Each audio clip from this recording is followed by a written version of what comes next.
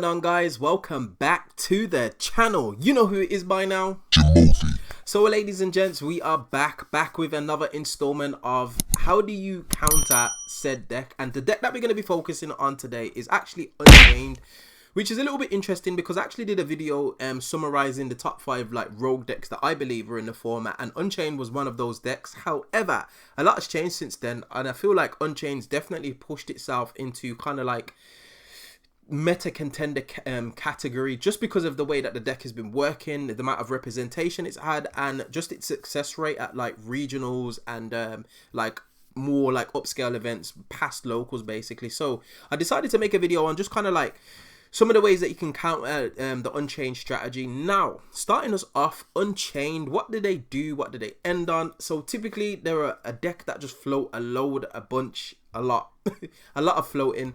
So a lot of their effects trigger on destruction, and typically their end board is going to be something along the lines of like the Unchained Soul of Rage, maybe the DDD High Wave King Caesar, and if they've just super overextended, potentially a Deuce Machina X on top of that. Now, what does that represent? It represents a non-negation like removal in the form of DDD back in the X, because it will just suck up a monster and put it under it as material.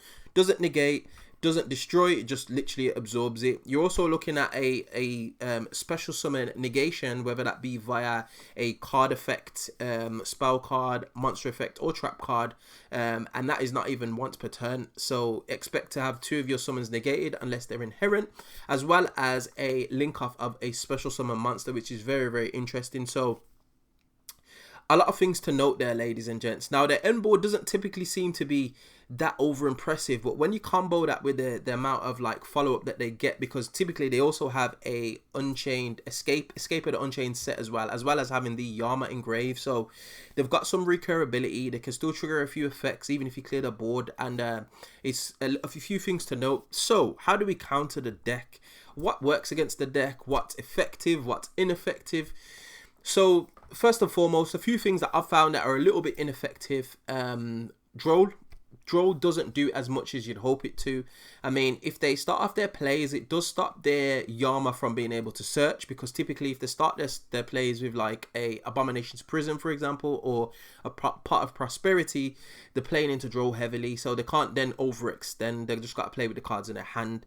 However, it's not as impactful as you would hope it to be.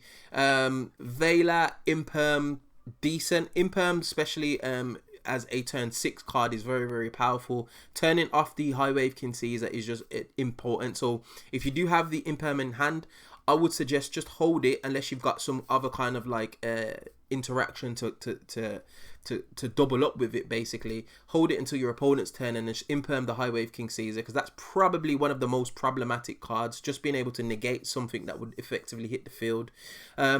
Also, non-targeting removal. Alpha Master of Beast is always a decent one. You can actually force like your opponent to do something. Pancratops as well can force your opponent to do something. Pancratops is so effective, and I realize why the card's so busted, tributing itself for cost. So if you can incorporate those 2 in your decks, it would be nice. Just the threat of being able to remove a monster could eventually trigger them to obviously activate their Unchained Soul of Rage, and be able to just like link it off basically, so you forced out an interaction there and then. But one of the things that crushes the deck is obviously Nibiru, as well as a well-timed Ash. Now, there's no perfect time for an Ash. Well, there is, but you're never gonna know unless you've got hand knowledge of your opponent. Obviously, hitting a pot is always going to be strong. So if they start off with Pot of Prosperity, it's a good chance that you just want to go ahead and Ash that, because they're just going to see 6 cards in their deck, and they're going to take the most effective one for the hand that they're looking at. Ashing the monsters that trigger on float, like any of the spells any of the traps engrave, or any of the monsters. I don't know how effective it is, just because it potentially they've got another extender which will just enable them to get what they was looking for anyway, and you've kind of just traded 1 for 1, but it hasn't been an effective 1 for 1. So you do need to time where you want to Ash. However, with regards to Nibiru, depending on what end board they put up, ladies and gents, you can go ahead and Nibiru. Keep in mind that if you allow them to make the High Wave King Caesar, then Nibiru is just going to be dead in the water. So typically you kind of force the Nibiru when you see them hit 2 level 6s on field. However, there is a bit of a timing window for this. If they start off with the 2 level 6s early, chances are that they're going to overextend into a Yama and then potentially get another 2 6s on board through some of their other card effects, and that's when you go ahead and nib. If they've played through a couple of interactions and then you see the 2 level 6s on field, go ahead and nib them there, because if there's any chance they make the High Wave King Caesar, your nib's turned off. So definitely nib them just as they're about to make the DDD High Wave King Caesar. It's really, really important that you do so there. The problem with doing this though is Unchained play a plethora of like non-engine, so expect to run into talents, expect to run into triple tactics thrust, expect to run into droll yourself, as well as a plethora of hand traps. So yes, expect that, but that is in no way, shape or form a reason as to not nib an opponent. So like I said, if you see the 2 level 6 on field, nib them. Another thing that can combat the deck, obviously, and this just goes for any deck basically that relies on a graveyard, Dimension Shifter. It's crazy, it's silly. It doesn't actually stop them from playing, which is really interesting. What it does do though is just hurt their follow-up, so they're typically going to have to overextend and they're not going to have a lot of follow-up to be able to kind of like address a field. So if your deck can facilitate it, play Shifter. It's just a blowout card in a number of matchups. Another thing to note as well, especially going into turn 2, if you go in second, Cosmic Cyclone is just beautiful. So if you're going first, you can set the Cosmic, because typically they're going to want to set one of their traps to be able to pop it off. Is it Aruha? They're going to want to be able to pop one of their traps, and if you chain the Cyclone to that, you're forcing out the Aruha. Well, you're negating the Aruha basically because it's lost its target, as well as you won't have the trap effect to float. So it's kind of like a 2-for-1, which is crazy. So Cosmic Cyclone is very, very strong in this deck, not to mention that they normally end with a trap on field, so you can literally just go ahead and Cosmic in the draw phase or the standby phase and just attempt to get rid of it. So that's always a good shout. They're typically going to chain it just because, yeah, they're going to want to get value off it, but that's fine. You forced out an interaction.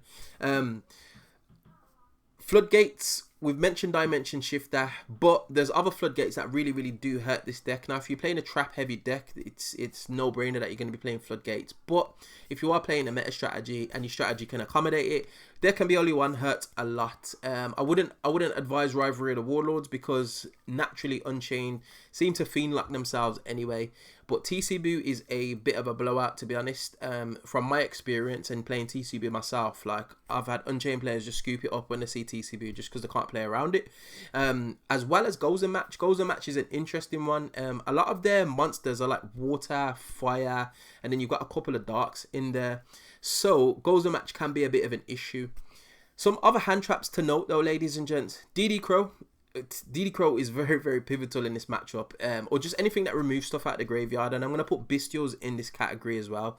But typically you want to Bestial the Link 2, which is the Unchained Soul of Rage, because they're typically going to bring that back off Yama to be able to kind of like have some more interaction. So if you can DD Crow that target or Bestial that target, that's imperative. And there are a few times where you would want to do that, and I've actually put Bestials in a deck that I'm currently playing just because I'm very cognizant of the Unchained matchup and the Yama interaction. But DD Crow is really, really good right now, and a lot of people aren't respecting it just because it's not as powerful as some of the Bestials. But with Perlian format as well as Unchained being a thing, DD Crow can just be super vital. But those are my thoughts, ladies and gents. Just a few things to note when playing against Unchained. They're a very strong deck at the moment. I'm seeing them everywhere, not just literally at locals, but I'm talking about all over YouTube. They're turning up at regionals, at bigger events, and they're doing very, very well. They just have so much like ability to play through low impact hand traps, so much extension. It's just crazy. So those are a few things that I thought of that could potentially help you in the Unchained matchup. If there's anything that I've missed, be sure to get at me in that comment section below and let me know what I've missed out on, or just a few texts that you could incorporate to kind of like counter the deck. But anyway, we find ourselves at the end of another video. As always, if you do like this content, you know what to do by now. Hit that like button, share, subscribe, all of that beautiful good stuff, and I will definitely see you guys on the next video. Hope you enjoyed. Peace.